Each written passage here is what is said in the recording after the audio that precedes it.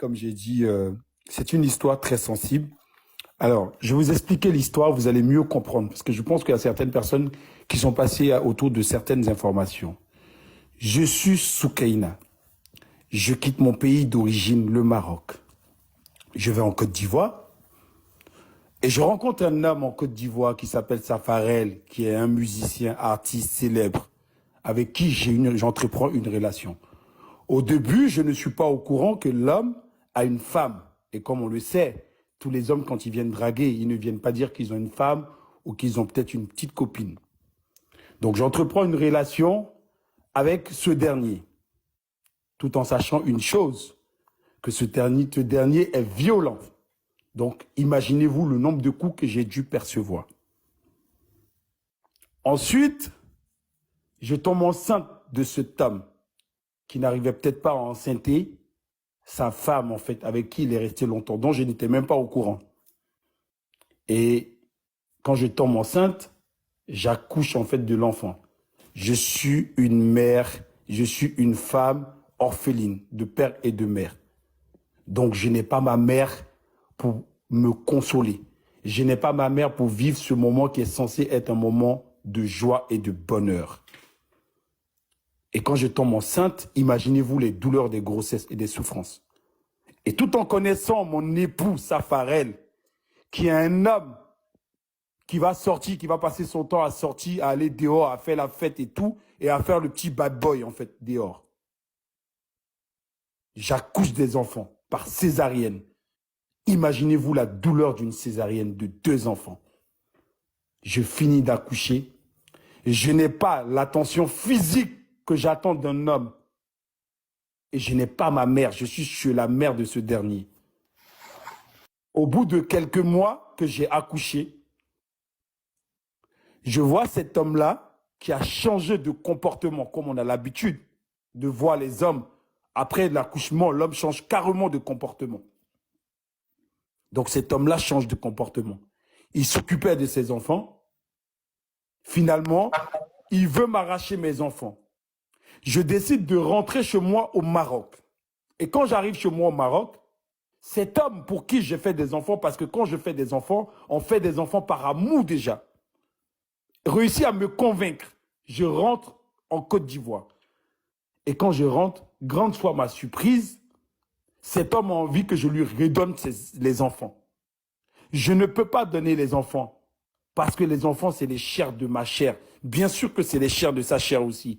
Mais je veux élever mes enfants, je veux allaiter mes enfants. Je veux qu'ils atteignent un certain âge d'abord. Quand je garde cet enfant-là, l'homme change de comportement et cet homme décide de me punir. Et donc, il décide de me couper les vivres pour que je sois contrarié à lui remettre les enfants. Et je tiens depuis des mois, mais ça ne va plus. Cet homme me menace. Il arrive chez moi, il casse la porte. Il me fait du scandale. Je reste à espérer qu'un jour, ça va changer. Cet homme vient chez moi à quelques semaines de son mariage avec sa mère. Il me tend la somme de 30 000 CFA en me disant que les temps sont durs, que ça ne va pas. Et ayant vu sa mère, je suis d'accord qu'il ne peut pas mentir devant sa mère. Je prends les 30 000, je ferme ma bouche. Et je reste assis chez moi, en train de prendre soin de mes enfants, mes 2 enfants. Imaginez-vous quand c'est des jumeaux. Quand il y en a un qui se réveille, il y a l'autre qui dort. Quand il y en a l'autre qui pleure, il y a l'autre qui rit. Quand il y en a l'autre qui a chié pendant que je suis en train de changer la couche, il y en a un autre en fait qui est en train de faire une autre chose. Je dois les changer. Je ne dors pas. À 4 heures du matin, ils doivent allaiter. Je suis une femme seule dans un pays que je ne connais pas. Et à ce moment précis, je suis chez moi en train de m'occuper de mes enfants. J'apprends que cet homme s'est marié et qu'il a fait un mariage pendant qu'il m'a tendu 30 000 CFA. Un cornflake coûte combien? Un lait coûte combien? Un paquet de couches coûte combien? De l'eau minérale coûte combien?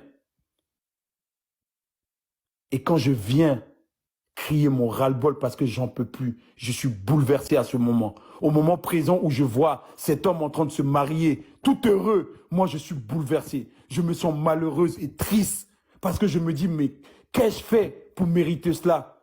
Pourquoi est-ce que cet homme va se marier? Il n'ose même pas m'en parler. Et le pire, c'est qu'il me tend la somme de 30 000. Chebadama, excuse-moi. Chebadama, Oui. pardon. S'il vous plaît, tapotez les lives. Les gens qui tombent là, il y en a un bug de TikTok. Bug de TikTok. Ok, Chebadama, continue ta narration.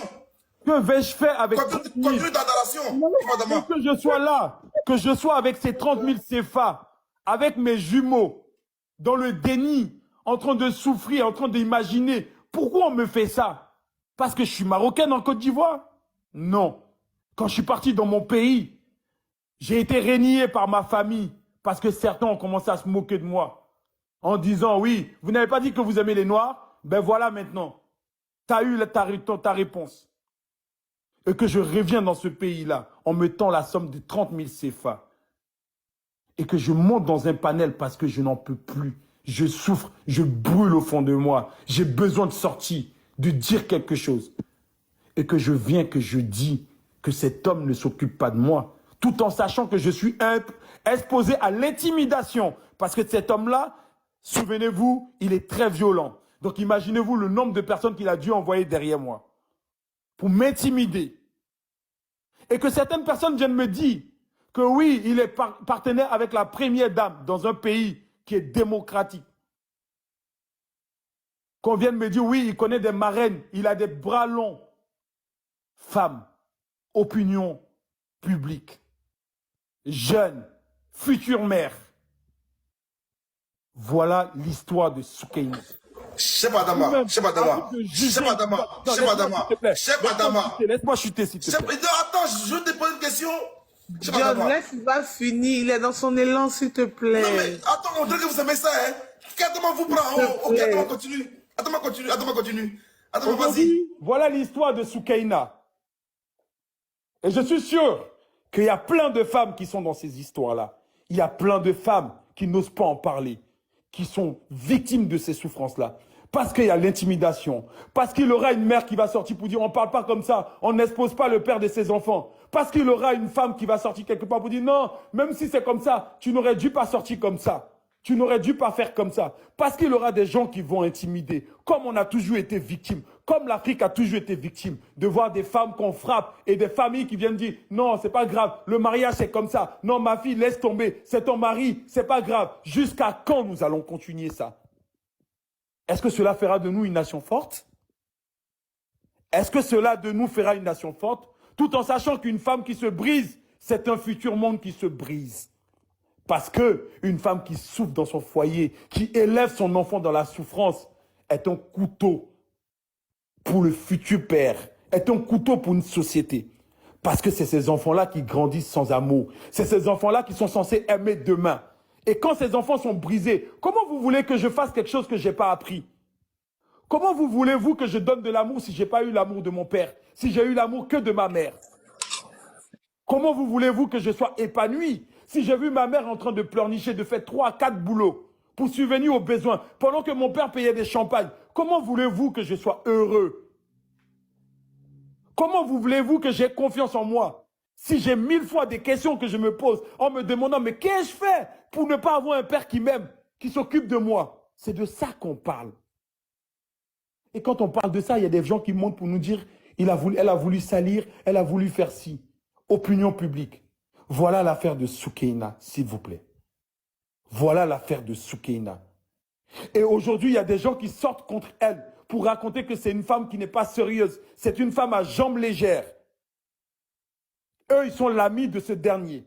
Et on en veut à la dame. Mais vous n'en voulez pas à cet homme-là qui donne l'opportunité à ses amis de dire que la femme, c'est une femme qui est malsaine. Où est la moralité? Et ces hommes qui montent pour soutenir en fait ce dernier-là. Est-ce que vous pensez que c'est comme ça qu'on va éduquer nos garçons? C'est comme ça que nous voulons éduquer nos garçons? Si nous voyons des femmes méchantes, c'est parce qu'il y a des hommes qui les rendent comme ça, justement.